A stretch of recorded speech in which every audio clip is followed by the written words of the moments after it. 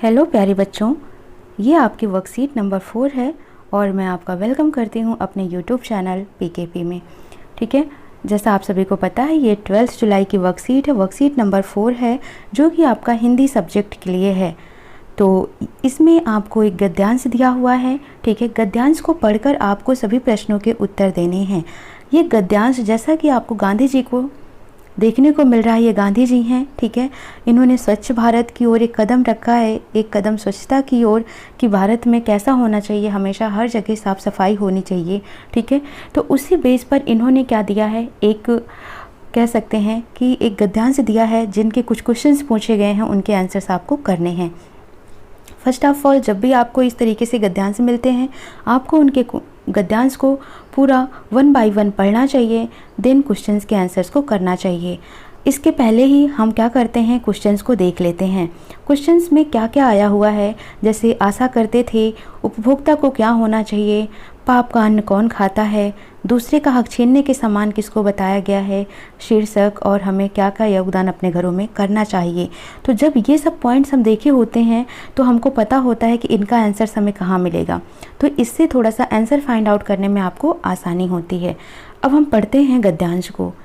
महात्मा गांधी अपना काम अपने हाथ से करने पर बल देते थे। वह प्रत्येक आश्रमवासी से आशा करते थे कि वह अपने शरीर से संबंधित प्रत्येक कार्य एवं सफाई स्वयं करेगा। ठीक है, तो हमने वहाँ पर एक क्वेश्चन देखा था कि गांधी जी प्रत्येक आश्रमवासी से क्या आशा करते थे, तो वह यह आशा करते थे कि प्रत्येक मनुष्य को अपने शरीर से संबंधित प्रत्येक कार्य एवं सफाई स्वयं करनी चाहिए।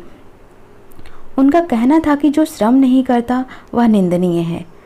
उनका समस्त अर्थशास्त्र यही बताता था कि प्रत्येक उपभोक्ता को उत्पादन करता होना चाहिए। यानी कि क्वेश्चन था कि गांधी जी के अनुसार प्रत्येक उपभोक्ता को क्या होना चाहिए, तो प्रत्येक उपभोक्ता को उत्पादन करता होना चाहिए। उपभोक्ता यहाँ पर कौन हुआ, उपभोक्ता जो उन चीज़ों को उपभोग कर रहा है, उसका यूज कर रहा है, उसको हर तरीके से यूटिलाइज कर रहा है, वो होता है उपभोक्ता। ठीक है, उत्पादन करता जो उन चीज़ों को बना रहा है, प्रोड्यूस कर रहा है, वो होता है उत्पादन करता। ठीक है, तो याद रखना है जितने भी उपभोक्ता हैं, जो ये यूज करने वाले लोग हैं, उनको उसको प्रोड्यूस भी करना आना चाहिए। यानी कि अगर आप उसका उपयोग कर रहे हो तो आपको उसको उत्पादन करने के भी तरीके पता होने चाहिए। उनका कहना था जो श्रम नहीं करता वह पाप करता है और पाप का अन्न खाता है। तो क्वेश्चंस में था पाप कौन करता है और पाप का अन्न कौन खाता है, तो गांधी जी के अनुसार जो श्रम नहीं करता वह पाप करता है और पाप का अन्न खाता है। ऋषि मुनियों ने भी कहा है बिना श्रम किए भोजन करना वस्तुतः दूसरे का हक छीनने के समान है। ठीक है, तो ये भी प्रश्न था कि ऋषि मुनियों के अनुसार दूसरों का हक छीनने के समान कौन सा कार्य है, तो बिना श्रम किए भोजन करना दूसरों का हक छीनने के समान है, ऐसा ऋषि मुनियों ने कहा है। गांधी जी की नीतियों की उपेक्षा करने के परिणाम हम आज भी भोग रहे हैं।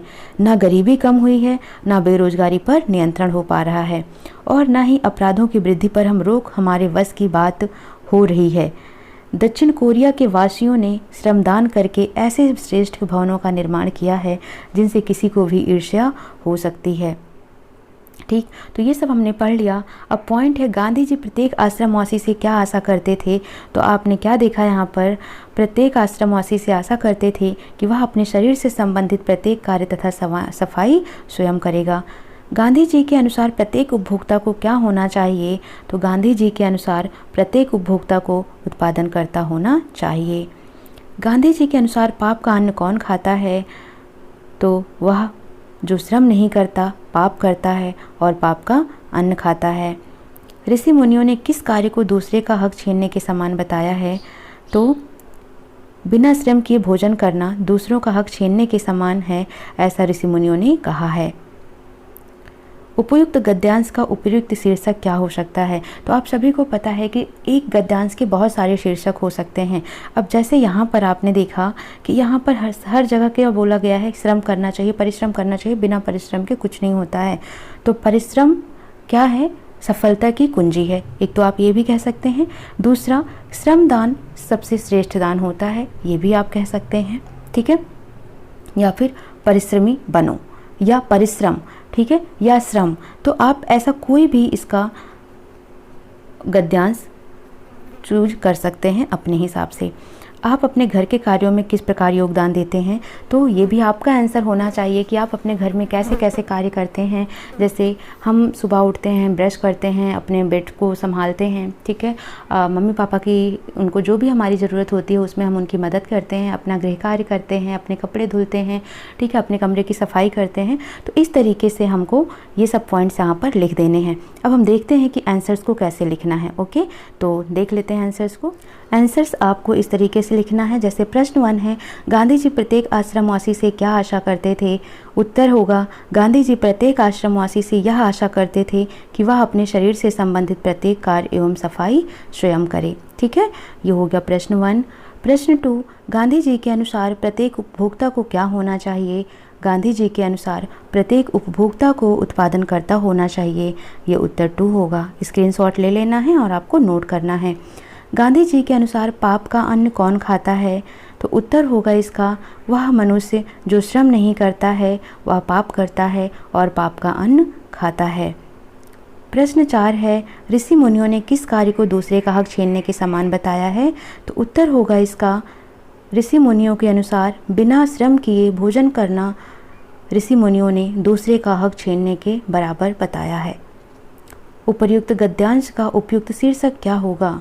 उत्तर होगा, परिश्रम ही सफलता की कुंजी है या श्रम दान ही श्रेष्ठ दान है। ठीक है, या आप जो भी अपने हिसाब से चूज कर सकते हैं कर लेंगे।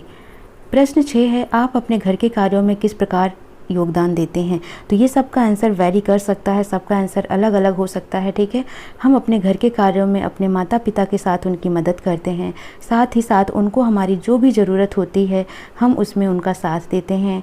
हम अपने सामान को खुद ही रखते हैं और अपने कमरे की सफाई स्वयं कर लेते हैं, अपना कपड़ा स्वयं धुलते हैं और अपना होमवर्क भी करते हैं। तो इस तरीके से आपको ये आंसर्स लिख देना है। आप अपने हिसाब से भी क्वेश्चन नंबर 6 का आंसर चूज कर सकते हैं। ठीक है, तो आई होप आपको क्लियर हो गया होगा आज की वर्कशीट 4 हिंदी की। तो अगर आपको समझ आ रहा है, वीडियो पसंद आ रही है, तो प्लीज़ चैनल को लाइक शेयर सब्सक्राइब जरूर करें। सो मिलते हैं नेक्स्ट सेशन में। Thank you for watching.